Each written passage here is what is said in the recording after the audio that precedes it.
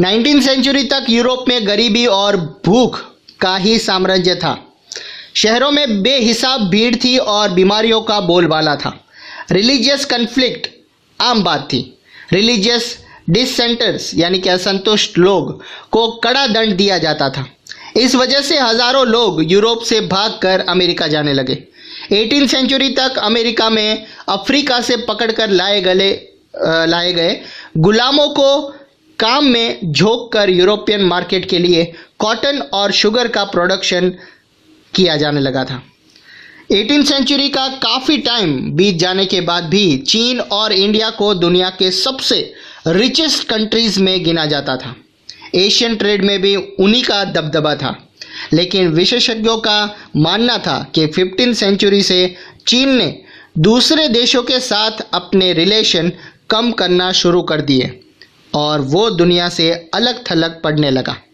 चीन का घटता रोल और अमेरिका के बढ़ते इम्पोर्टेंस के चलते वर्ल्ड ट्रेड का सेंटर वेस्ट साइड की ओर खिसकने लगा। अब यूरोप ही वर्ल्ड ट्रेड का सबसे बड़ा सेंटर बन गया था। फिगर 5 में आप देख सकते हैं slaves for sale, new Orleans, illustrated London news 1851।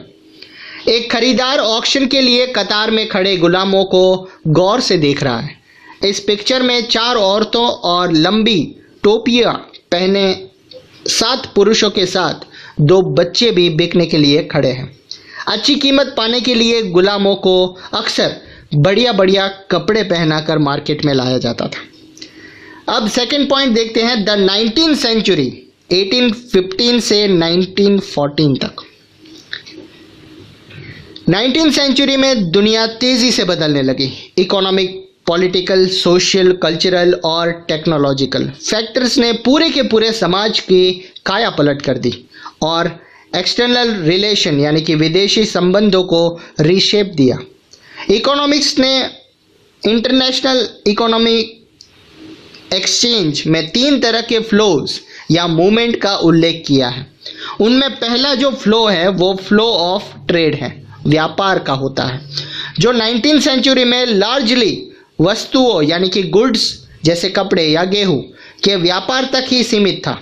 दूसरा फ्लो ऑफ लेबर है। इसमें लोग काम या रोजगार की तलाश में एक जगह से दूसरी जगह जाते हैं। तीसरा है मूवमेंट ऑफ कैपिटल, जैसे शॉर्ट टर्म या लॉन्ग टर्म के लिए इलाकों में इन्वेस्ट कर दिया जाता है। आप देख सकते हैं 3 फ्लोज हो गए। सबसे पहला जो फ्लो है वो ऐसा है कि फ्लो ऑफ ट्रेड, दूसरा है फ्लो ऑफ लेबर और तीसरा जो है वो मूवमेंट ऑफ कैपिटल। ये तीनों तरह के फ्लोज एक दूसरे से जुड़े हुए थे और लोगों के जीवन को, लाइफ को अफेक्ट करते थे। कभी कभी इन फैक्टर्स के बीच मौजूद रिलेशन टूट भी जाते थे। फॉर एग्जाम्पल, गुड्स यानी कि वस्तु या कैपिटल की माइग्रेशन के मुकाबले लेबर माइग्रेशन पर ज़्यादा शर्तें और बंदिशें लगाई जाती थी। फिर भी अगर हम इन तीनों फ्लोज को एक साथ समझते तो 19वीं सेंचुरी की वर्ल्ड इकोनॉमी को ज़्यादा अच्छी तरह समझ सकते हैं। 2.1 देखते हैं, a world economy take shape. इसको समझने के लिए सबसे पहले इंडस्ट्रियल यूरोप में फूड प्रोडक्शन और कंजप्शन के चेंजिंग पैटर्न पर विचार करें तो अच्छा होगा। ट्रेडिशनली सभी देश फूड के मामले में सेल्फ सफिशिएंट यानी कि आत्मनिर्भर होने का प्रयास करते हैं, लेकिन 19वीं सेंचुरी के ब्रिटेन की बात अलग थी। अगर उस time Britain food self sufficient के रास्ते पर चलता तो वहाँ के लोगों का लिविंग स्टैंडर्ड गिर जाता और सोशल कन्फ्लिक्ट, सामाजिक तनाव फैल जाता। आइए देखें कि इस आशंका के पीछे क्या कारण थे। 18वीं सेंचुरी के आखिर में ब्रिटेन की पॉपुलेशन तेजी से बढ़ने लगी। नतीजा, देश में फूड की डिमांड भी बढ़ी।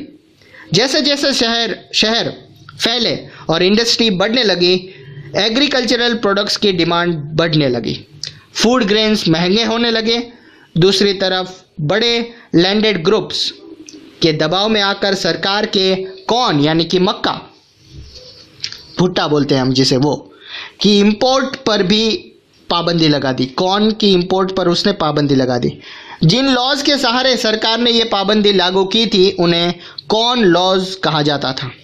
फूड ग्रेन्स की हाई प्राइस से परेशान इंडस्ट्रियलिस्ट और अर्बन ड्वेलर्स ने सरकार को मजबूर कर दिया कि वो कॉर्न लॉज को तुरंत अबॉलिश यानी कि ख़त्म कर दे। कॉर्न लॉज के ख़त्म हो जाने के बाद बहुत कम कीमत पर फूड का इंपोर्ट किया जाने लगा। इंपोर्टेड फूड की लागत यानी कि कंजप्शन ब्रिटेन में पैदा होने वाले फूड से भी कम थी। एज अ रिजल्ट ब्रिटिश किसानों की हालत बिगड़ने लगी, क्योंकि वो इंपोर्टेड फूड की प्राइस के मुकाबला वो नहीं कर सकते थे। यानी कि इंपोर्टेड जो बाहर से फूड आता था, जो ग्रेन्स आते थे, उसकी प्राइस कम थी और ब्रिटेन में होने वाले जो फूड ग्रेन्स थी उसकी प्राइस ज़्यादा थी।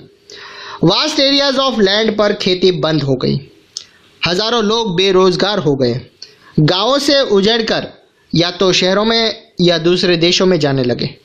जब फूड की कीमतों में गिरावट आई तो ब्रिटेन में कंजप्शन बढ़ गया। 19वीं सेंचुरी से ब्रिटेन की इंडस्ट्रियल ग्रोथ काफ़ी तेज़ रही, जिससे लोगों की इनकम में बढ़ोतरी हुई। इससे लोगों की ज़रूरतें बढ़ी, फूड का और भी ज़्यादा मात्रा में इंपोर्ट होने लगा। ईस्टर्न यूरोप, रशिया, अमेरिका और ऑस्ट्रेलिया, दुनिया के हर हिस्से में ब्रिटेन का पेट भरने के लिए ज़मीनों को साफ करके खेती की जाने लगी। ट्रेड बिजनेस, खेती के लिए ज़मीनों को साफ कर देना ही काफ़ी नहीं था। एग्रीकल्चरल रीजन को पोर्ट से जोड़ने के लिए रेलवे की भी ज़रूरत थी। ज़्यादा तादाद में माल ढुलाई के लिए नई हार्बर्स को फैलाना ज़रूरी था।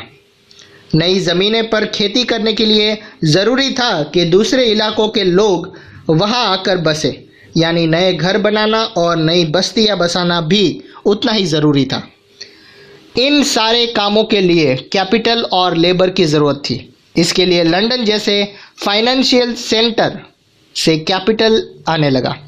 अमेरिका और ऑस्ट्रेलिया जैसे जिन जगहों पर लेबर की कमी थी, वहाँ लोगों को ले जाकर बसाया जाने लगा, यानी फ्लो ऑफ लेबर होने लगा।